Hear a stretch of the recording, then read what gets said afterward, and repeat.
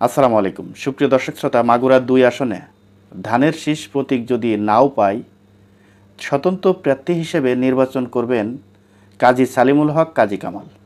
তাদের মতামতের ভিত্তিতে সেটা আমরা চেষ্টা করব। যদি না হয়, আপনারা তো আমার শক্তি, আপনারা যদি বলেন আমি করব। 18 নভেম্বর 2025 আড়পাড়া একটি জনসভায় তিনি এই কথা বলেছেন। দর্শক, আপনারা জানেন যে মাগুরা ২ আসন থেকে নির্বাচন করতে চেয়েছিল বিএনপি থেকে ৩ জন প্রার্থী। ৩ জন প্রার্থীর ভিতরে একজন হচ্ছে ঢাকা দক্ষিণ যুবদলের সদস্য সচিব রবিউল ইসলাম নয়ন। রবিউল ইসলাম নয়নকে চেনে না বাংলাদেশের এমন কোনো নেতা অথবা এমন কোনো রাজনৈতিক দলের কর্মী নাই। এর কারণ আপনারা জানেন যে বিগত আন্দোলন সংগ্রামে রবিউল ইসলাম নয়নের অন্তত ঢাকাতে তার যেই ভূমিকা ছিল, এই ভূমিকা দেখে জনাব তারেক রহমান সাহেব তাকে ঢাকা দক্ষিণ যুবদলের সদস্য সচিব হিসেবে মনোনীত করেছেন। কিন্তু সেই রবিউল ইসলাম নয়ন, আপনারা জানেন যে সোশ্যাল মিডিয়ায় তার বক্তব্য ব্যাপকভাবে ভাইরাল হয়েছে এবং সে বিএনপির একজন একনিষ্ঠ কর্মী। সে যখন মাগুরায় নির্বাচনী প্রচারণা চালানোর জন্য গেল, তখন তার পিছনে হাজার হাজার সমর্থক, বিএনপির হাজার হাজার সমর্থক তার পিছনে রবিউল ইসলাম নয়নকে সমর্থন জানালো। তারপরেও বিএনপির ভারপ্রাপ্ত চেয়ারম্যান জনাব তারেক রহমান সাহেব সেই রবিউল ইসলাম নয়নকে মনোনয়ন করে নাই। অ্যাডভোকেট নিতাই রায় চৌধুরীকে মাগুরা ২ আসন থেকে ধানের শীষ প্রতীক দিয়েছে এবং তাকে মনোনয়ন দিয়েছে। সেই মনোনয়ন কাজী সালিমুল হক, কাজী কামাল মানতে নারাজ। আমি একটা জিনিস বুঝি না, সেটি হলো যারা বিএনপিকে ভালোবাসে, যারা বিএনপির দল করে, যারা বিএনপি করে, প্রকৃত যারা বিএনপি করে, তারা দলের সিদ্ধান্তর বাইরে কিভাবে যায়। রবিউল ইসলাম নয়নের একটা বক্তব্য আপনারা শুনেছেন। জনাব তারেক রহমান সাহেব যাকে নমিনেশন দিবে, যাকে ধানের শীষ দিবে, সেই ধানের শীষকে জয়যুক্ত করতে হবে, সেই ধানের শীষের পক্ষে কাজ করতে হবে। যুবদলের পক্ষ থেকে একটা সংবাদ সম্মেলন করা হয়েছে, একটা নির্বাচনী একটা তাদের বর্ধিত সভা হয়েছে। সেই সভায় যুবদলের সদস্য সচিব রবিউল ইসলাম নয়ন এবং যুবদলের কেন্দ্রীয় নেতৃবৃন্দ একটাই তাদের কথা, যে বিএনপির ভারপ্রাপ্ত চেয়ারম্যান জনাব তারেক রহমান সাহেব যাকেই ধানের শীষ দিবে, সেই ধানের শীষকে জয়যুক্ত করতে হবে।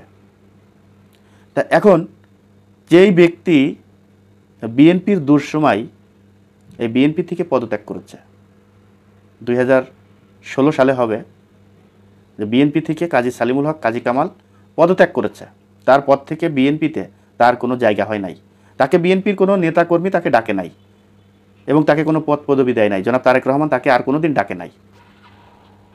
সেই কাজী সালিমুল হক, কাজী কামাল ধানের শীষ প্রতীকের আশা করে। আপনারা জানেন যে এই কাজী সালিমুল হক, কাজী কামাল বিগত দিনে দুইবার নমিনেশন পেয়েছে বিএনপি থেকে। দুইবারই সে ধানের শীষ নিয়ে জয়যুক্ত হয়েছে। আমার প্রশ্ন হচ্ছে, দুইবার যিনি ধানের শীষ নিয়ে জয়যুক্ত হলো, তিনি বিএনপি থেকে পদত্যাগ করলেন কী কারণে? এবং শুধু তাই নয়, তিনি তারপর থেকে আর একটা বারও ধানের শীষ কেন পান নাই? তাকে কেন ধানের শীষ দেওয়া হয় নাই? এখন দলের যেই সিদ্ধান্ত, সেই সিদ্ধান্ত আপনি যদি না মানেন, দলকে যদি আপনি না মানেন, তাহলে আপনি কিসের বিএনপি করবেন? আপনি যদি স্বতন্ত্র নির্বাচন করেন, তাহলে আপনাকে বলতে হবে আমি বিএনপি করি না। বিএনপির কোনো পদ পদবিতে যেহেতু নাই, আপনি বিএনপির কেউ নন।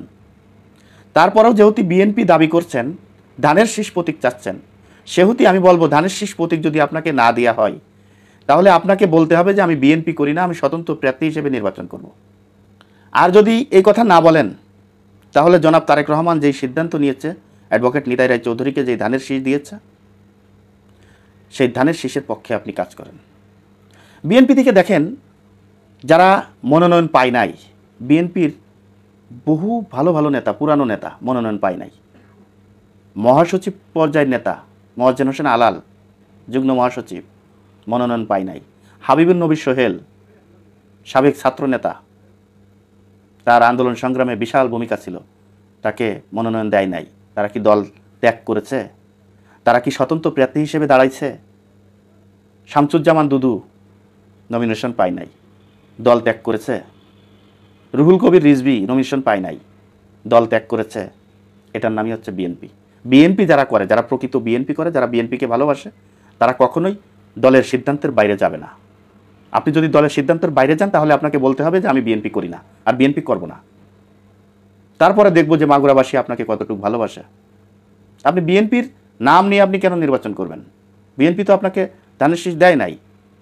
যদি দেয় ওয়েলকাম, আমরাও আপনার পক্ষে কাজ করব, বিগত দিনে যেমন করেছি। বিগত দিনে যখন আপনাকে নমিনেশন দিচ্ছে মাগুরা 2 আসন থেকে, আমরা মিছিল করেছি আপনার পিছনে। আমরা বিভিন্ন জায়গায় সভা সমাবেশে আমরা উপস্থিত হয়েছি। হয়তোবা ভোটার হয় নাই সেই সময়, ভোট দিতে পারি নাই, কিন্তু সেখানে গিয়ে আমরা আপনার জন্য দোয়া করেছি, আন্দোলন করেছি, রাস্তায় মিছিল করেছি। এখন তো দল আপনাকে দেয় নাই, তাহলে আপনার পিছনে আমরা কেন যাব? আর যারা যাচ্ছে, এরা কি হিসেবে যাচ্ছে, কি বুঝে যাচ্ছে, এটা আমার বুঝে আসে না। যদি বিএনপি করেন, বিএনপি না করলে কোনো কথা নেই। যারা আওয়ামী লীগ করেছেন, আওয়ামী লীগের সাথে থেকেছেন, এবং যারা ঘাড় বাঁধায় বিএনপি করেন নাই, বিএনপির জন্য জেল খাটেন নাই, বিএনপির জন্য কোনো নির্যাতনের শিকার হন নাই, বিএনপির জন্য আপনারা কোনো দিন রাজপথে নামেন নাই, তারা আপনারা যা খুশি তাই করেন। এতে বিএনপি নেতাকর্মীদের কিচ্ছু আসা যায় না, আপনারা যা খুশি তাই করেন। কিন্তু বিএনপি যদি করে থাকেন তাহলে দলের বাইরে আপনারা যাইতে পারেন না, কখনোই তারেক রহমানের সিদ্ধান্তর বাইরে যাইতে পারেন না। কেউ কেউ বলছে যে বাবু নিতাই রায় চৌধুরী 3বার নমিনেশন পেয়ে মাগুরা থেকে জিতে আসতে পারে নাই। এই প্রশ্ন যারা করছেন এদেরকে আমি বলবো, 3বার যেই নির্বাচনটি হয়েছে আওয়ামী লীগ সরকারের সময়, এই নির্বাচন আপনারা কি নির্বাচন বলবেন? ফ্যাসিস্ট শেখ হাসিনা কেন বলা হয়েছে, কেন স্বৈরাচার শেখ হাসিনা বলা হয়েছে? এই নির্বাচন কিভাবে করেছে এটা কি আপনারা ভুলে গেছেন? আপনারা জানেন না? যদি ওই নির্বাচনে জিততে পারে না এই কথা বলে থাকেন, তাহলে তো আমি বলবো যে আপনি আওয়ামী লীগকে সাপোর্ট করেছেন।